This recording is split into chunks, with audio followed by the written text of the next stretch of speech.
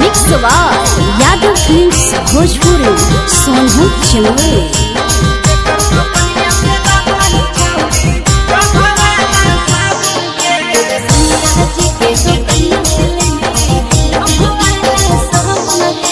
केकर बगीचा आमगे छौड़ी केकर बगीचा जामुन गे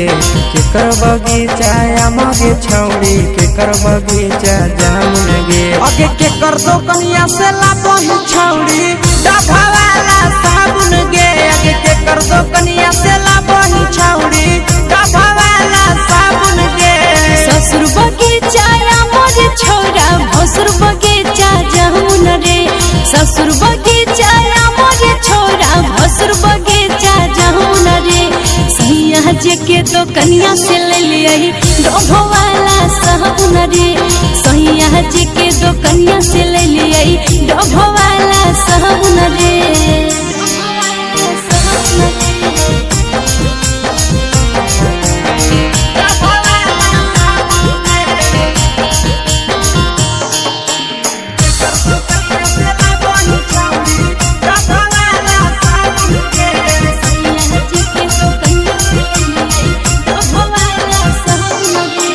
के करती हल सेंटाई तरा मारी गम कहबही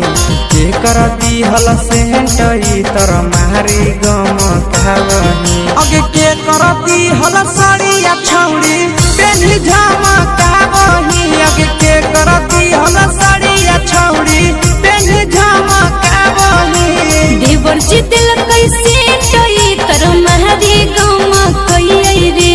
देवर जी दिल कैसे टई तरा मारी गम कई रे अरे सैया जी के दिहल सरिया पेन्ही झमा कई रे अरे भतारा जी के दिहल सरिया पेन्ही झमा कई रे।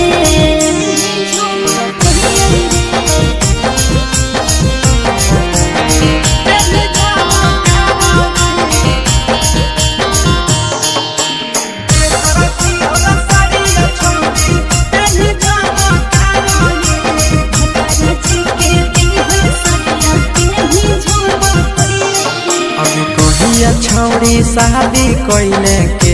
हको भतार गे कहिया छौड़ी शादी कोइले के हको भतार गे अगे के तोहरा हको गे छौड़ी नहीं हरा के यार गे अगे के तोहरा हको गे छौड़ी नहीं हरा के यार गे अगला महीना शादी होले नंदन हक भतार रे अगला महीना शादी होले बिहकस हक भतार रे नहीं हजे में सुने या सवा कुंदन होले यार रे नहीं हजे में